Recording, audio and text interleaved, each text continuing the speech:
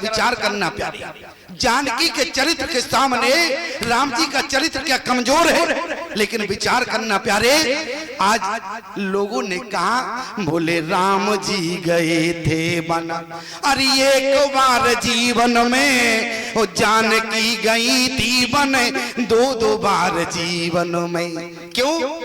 आज प्यारे जिस समय राम को 14 वर्ष का वनवास हुआ, जानकी को 14 वर्ष का वनवास नहीं, लेकिन जानकी ने पत्नी होने का धर्म निभाया, राम जी के साथ 14 वर्ष वनवास के लिए चली गई। लेकिन जब जानकी को राम जी के द्वारा वनवास हुआ तो आपसे पूछना चाहते हैं प्यारे, तो क्या राम जी को पति होने का धर्म नहीं निभाना चाहिए था?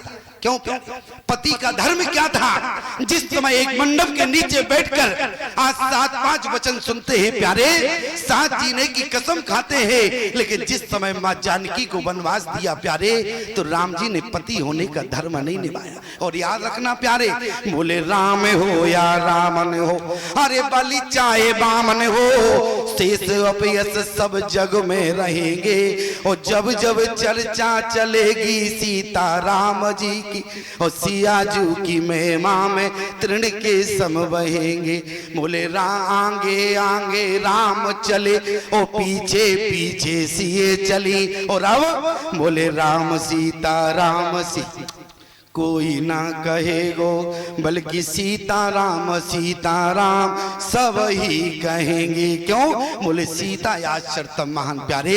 मैं आपसे निवेदन करूं, आज बोले माँ के आंचल ने हर युगों में, माँ को समझना साधारण नहीं होता प्यारे। एक दिन के प्यारे तलाक की चर्चा आपको सुनाएं, ईमानदारी से बताना जितने लोग यहाँ विराजमान।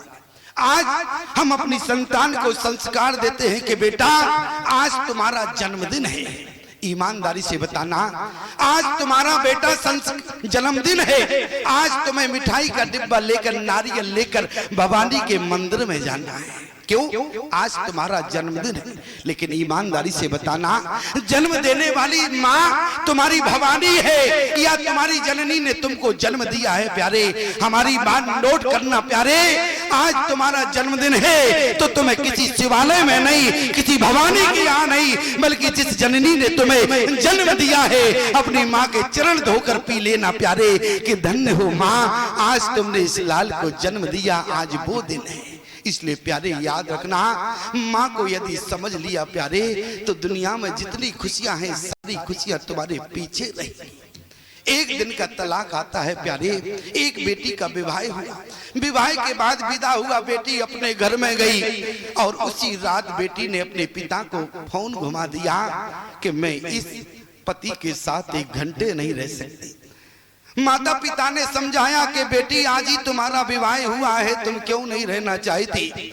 लेकिन उसी समय अनेक बार समझाने के बाद बेटी ने कहा मैं इस व्यक्ति के साथ 1 घंटा नहीं रह सकती। माता पिता उसी रात में आए, बेटी को लेवाकर घर चले गए। बार बार समझाया, बेटी ना मानी, दोनों के बीच में तलाक हो गया, दोनों के बीच में विवाह विच्छेद हो गया, संबंध टूट गया, पति पत्नी का जो रिश्ता था वो खत्म हो गया।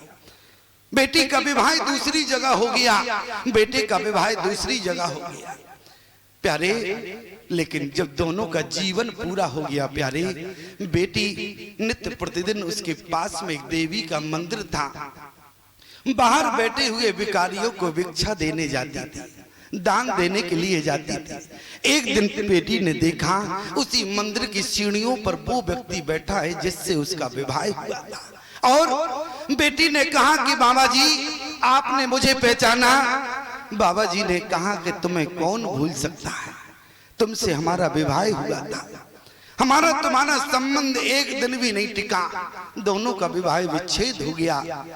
आज बेटी ने कहा कि बाबा जी तुम समझ पाए कि मैंने तुम्हारे साथ रहना क्यों पसंद नहीं किया, मैंने क्यों तुम्हारा त्याग कर दिया?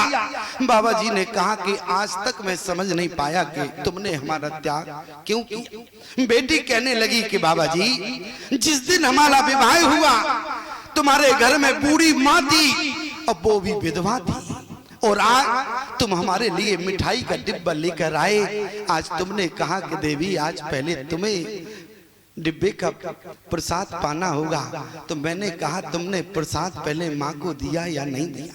तुमने कहा कि माँ को छोड़ो, आज तो पहले प्रसाद तुम्हें पाना होगा। मैं समझ गई, जिस नारी ने तुम्हें 9 महीने गर्भ में रखा, जिस नारी ने तुम्हें पाल पोछ कर इतना बड़ा किया, तुम उस नारी के नहीं हुए, भला 7 भावर पलने वाली नारी के क्या हुए? आज मैं समझ गई, इसलिए मैंने तुम्हारा त्याग कर दिया। आज यदि मैं तुम्हारा त्याग न करती बाबा जी, तो आज जो मंदिर की सीढ़ियों पर बैठकर तुम भीख मांग रहे हो, आज तुम्हारी तरह मैं भी तुम्हारे बगल में बैठी। याद रखना प्यारे, माँ के आंचल ने हर युग में भगवान को भी पाला है। माँ के चरणों में जन्नत है, हरि गिरजा और शिवाला। माही में गिर जैसी ऊंचाई, माँ सागर जैसी गहराई। संसार में जितनी खुशियां हैं, माँ के आंचल से आई। इसलिए प्यारे राम जी ने क्या कहा? बोले दोष दे जननी जड़ते ही, और जिन्हें गुरु साधु सवान से। राम जी ने कहा, जो साधुओं के द्वारा सत्संग मिला होगा, जो गुरुजनों का संग करेंगे, वो हमारी माँ कैकेयी को दोष नहीं देंगे।